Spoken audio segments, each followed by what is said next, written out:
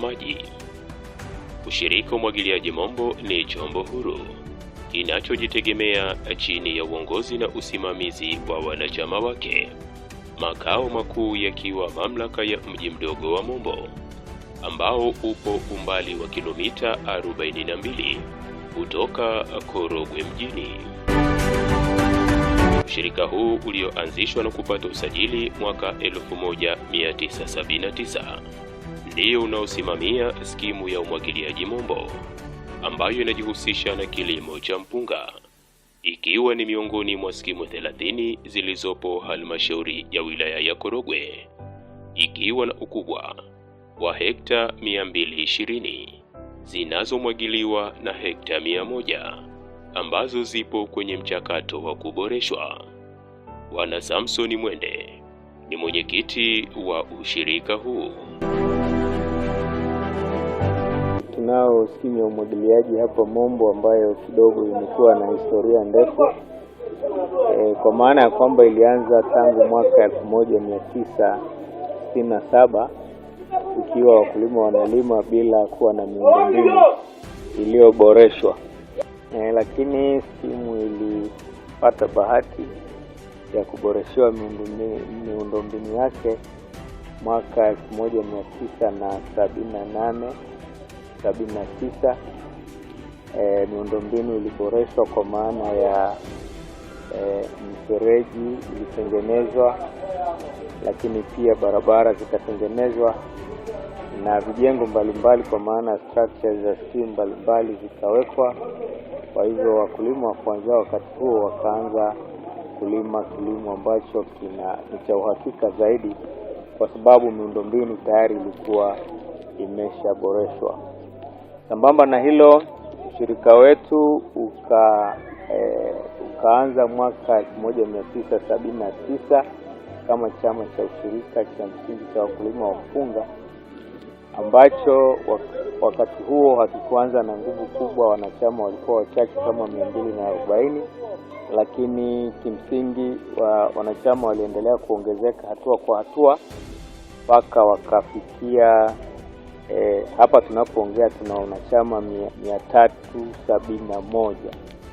Kwa hivyo idadi ya wanachama inaendelea kuongezeka kila itwapo leo.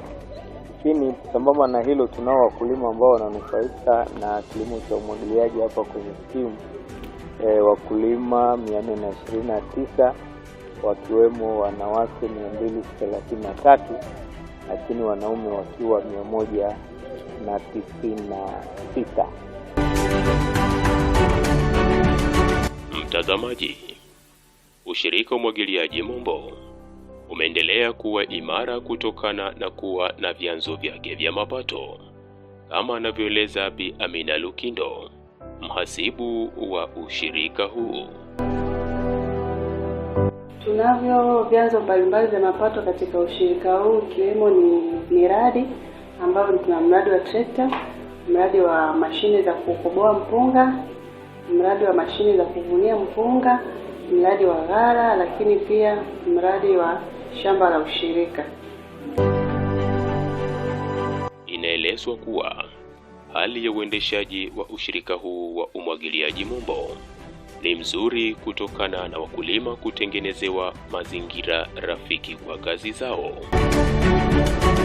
Hali ya uendeshaji wa skimu kwa ujumla niseme ni nzuri, ikiwa namaanisha kwamba wakulima wanafanya shughuli zao za uzalishaji katika mazingira ambayo rafiki, hali ambayo inawapelekea kuweza kujiongezea kipato chao. Lakini pia kiujumla hali ya uzalishaji ni nzuri, ikiwa namaanisha kwamba wakulima wametengenezewa mazingira ambayo ni rafiki ya uzalishaji, ambayo ni miundombinu ya umwagiliaji, mifereji, barabara pamoja na mifereji kule shambani ambayo inawezesha wakulima kupata maji kwa urahisi. Lakini pia kwenye suala la pembejeo, tunashukuru serikali kwa pembejeo kupitia mfumo wa ruzuku ambao unawasaidia wakulima katika skimu yetu kuweza kuzalisha kwa tija, hali ambayo inasaidia kukuza uchumi wa mkulima mmoja mmoja, lakini pia na chama chetu cha ushirika kwa ujumla. mtazamaji, zao kubwa linalolimwa katika skimu hii ni mpunga unaolimwa mara 2 kwa mwaka, huku wastani wa uzalishaji ukiwa tani 7 kwa hekta moja. Skimu hii imezungukwa na maeneo mengine yanayolima mpunga katika bonde la Mkomazi. Katika kuhakikisha wakulima wanapata maendeleo, ushirika wa umwagiliaji Mombo unazingatia mnyororo wa thamani wa zao la mpunga katika hatua zote muhimu za maandalizi ya shamba, uzalishaji wa mpunga, uvunaji na hata ukoboaji. Tunajitahidi tangu siku za nyuma tumeanza kununua mashine za kuvunia mpunga, kwa maana ya kwamba mpunga utoke katika ubora wake. Lakini pia kama hiyo haitoshi, tumeweza kununua mashine za kukobolea mpunga ambao unaweka madaraja. Kuna daraja la kwanza, kuna daraja la pili, kuna daraja la tatu. Kwa hivyo mchele wa Mombo unakuwa na ubora ule ambao umekusudiwa. Hiyo ni sambamba na kuhifadhi vizuri kwenye ghala kama linavyoonekana hapa. Wakulima wanavyotoka shambani wanahifadhi, wananyausha mazao yao kwenye yadi hii ya kuanikia, kisha wanaingiza kwenye ghala na unyevu ukiwa umehakikiwa kwamba ni unyevu ambao unastahili kwa ajili ya kuhifadhi. Baada ya hapo ndo wanapeleka kwenye mashine yetu ambayo ina uwezo wa kupanga mchele kwenye madaraja yake. Bwana Samson Mwende anasema huu ni wakati wa kubadili mtazamo kuhusu ubora wa mchele kutoka ushirika wa umwagiliaji Mombo. Kwa kweli ni muda wa kubadili mtazamo kabisa, kwa maana ya kwamba zamani sisi sote tulikuwa tunafikiri mchele mzuri ni ule unaotoka Mbeya, Kyela, lakini Morogoro ni maeneo ambayo sasa yalikuwa yanajulikana sana kwa mchele mzuri. Lakini sasa ni wakati wa kubadili mtazamo, kwa sababu mchele unaozalishwa Mombo ni mchele mzuri, ni mchele ambao unalingana au unapita hata ule mchele ambao unatoka Mbeya. Kwa sasa hivi Mombo inazalisha mchele mzuri. Kwa hiyo nichukue nafasi hii pia kualika watu mbalimbali kutoka mikoa mbalimbali. Mchele mzuri na bora unapatikana katika ushirika wa umwagiliaji wa skimu ya Mombo. Ushirika huu kwa kuona uhitaji wa wanachama wake pamoja na fursa nyingine za ongezeko la mpunga katika bonde la Mkomazi, uliweka mkakati wa kuongeza zana za kilimo ili kukidhi mahitaji ya soko la ndani na nje ya mradi wa kununua zana nyingine za kilimo. Kwa kushirikiana na viongozi wa bodi, mwenyekiti na wajumbe wa bodi, tumeweza kupata zana mpya za kilimo kwa ajili ya wakulima ndani ya skimu lakini nje ya skimu. Zana hizo ni pamoja na mashine za kuvunia 2, combine harvester, trekta 1 lakini na rotaveta. Na zana hizi tumezipata kupitia mkopo kutoka benki ya TADB. Mkopo huu ulikuwa na thamani ya milioni 263,790. Kupitia zana hizi zitaenda kuwa mkombozi mkubwa sana kwa wakulima wetu, kwani wakulima wetu wataweza kufaidika na zana hizi kwa kuandaliwa mashamba yao mapema, lakini pia hata wakati wa uvunaji wakulima wetu watapata fursa ya kuvuniwa mazao yao kwa wakati, hali ambayo itaongeza thamani ya mazao yao. Lakini pia mashine hizi zitaenda kuongeza kipato kwa chama chetu, lakini kwa wakulima kwenye ushirika wetu. Hivyo basi tunaishukuru serikali kupitia benki ya TADB kwa mkopo huu, kwani umekuwa ni mkombozi mkubwa sana kwetu sisi. Lakini kabla ya kupata mashine hizi, wakulima wetu walikuwa wanahangaika sana kwenye uvunaji, lakini pia hata kwenye uandaaji wa mashamba. Hivyo basi kupitia mashine hizi tunaamini wakulima mashamba yao yataandaliwa kwa wakati, lakini pia uvunaji utafanyika kwa wakati. Tunaamini kupitia zao la mpunga ambalo ndio zao kuu tunalolilima hapa, wakulima wakivuniwa kwa wakati, tunaamini hata ubora wa wale mazao utakuwa ni mkubwa. Na kama ubora wa mazao utakuwa ni mkubwa, hata wakulima wakienda sokoni watapata bei ambayo ni nzuri. Na kipata bei ambayo ni nzuri itawasaidia kukuza uchumi wao kwa mkulima mmoja mmoja, kwenye chama na hata kwenye nchi yetu kwa ujumla.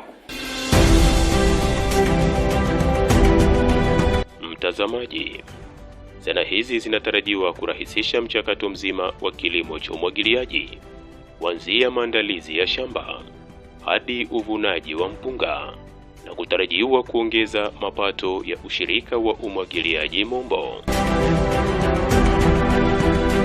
Makadirio kwa mwaka huu wa fedha 24-25 ilikuwa ni zaidi ya milioni 100, lakini tunatarajia kwamba kwa mwaka wa fedha ujao 25-26 mapato yataenda kuongezeka mara 2 kutokana na dhana ambazo tumeziongeza.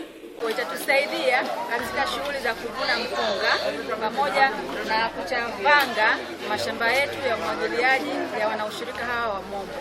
Hivyo itaongeza thamani kwa sababu mazao mengi yamekuwa yanapotea kutokana na kuvuna kwa kutumia mbinu za kizamani, lakini kwa mitambo hii mipya ya kisasa tutaokoa mazao ambayo yatapelekea ongezeko la kipato kwa wakulima wetu. Nyakati za mvua kuna adha, mipunga inaharibika shambani au mashine ikisuasua kuharibika kila mara imekarabatiwa, wakulima wana athirika. Lakini kwa kupitia mashine hizi mpya sasa tutakuwa tunavuna kwa wakati, tuna uhakika tukilima, hata tulime tuseme tunachukua mfumo kwa sasa tunalima kuanzia block ya kwanza mpaka ya 8 kwa sababu tuna uhakika wa uvunaji. Sasa matarajio sisi hapa kwa ajili ya vifaa hivi ni kwa ajili sasa kunufaika baadaye na kwa ajili ya kutopata zile hasara za kila mara. Kama sasa tunaandaa mashamba kwenye kuvuna, tutavuna kwa wakati na tutapeleka mashine kwa wakati na tutauza mpunga kwa wakati, na si wengine ambao tushaweza kuuza mchele, tutauza mchele kwa wakati.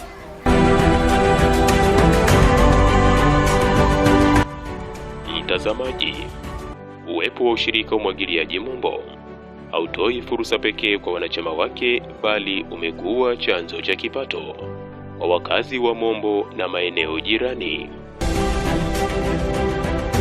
Kwa jina ninaitwa Rashidi Rajabu Mbalazi, almaarufu kwa jina la hapa kazini ninaitwa Kibundu. Kwa sisi vijana imetunufaisha kwa namna kubwa sana. Najipatia kipato, napata ajira, vijana wengi wanakuja hapa, najumuika nao, wanapata ajira kama kawaida, kipato kinapatikana, tunakidhi mahitaji. Faida nyingine tunayopata hapa, tunaendesha familia, tunajenga, kwenye kulima, naendeleza kilimo kwa kipato tunachopata hapa. Tunasomesha watoto, wanaenda shule, nakula vizuri. Nashukuru kwa mradi huu. Fursa nyingine zinazopatikana hapa, kwa kina mama wanakuja, wanaleta magunia, wananunua mipunga, wanakuja wanaanika, wanaleta mashineni, wanakoboa.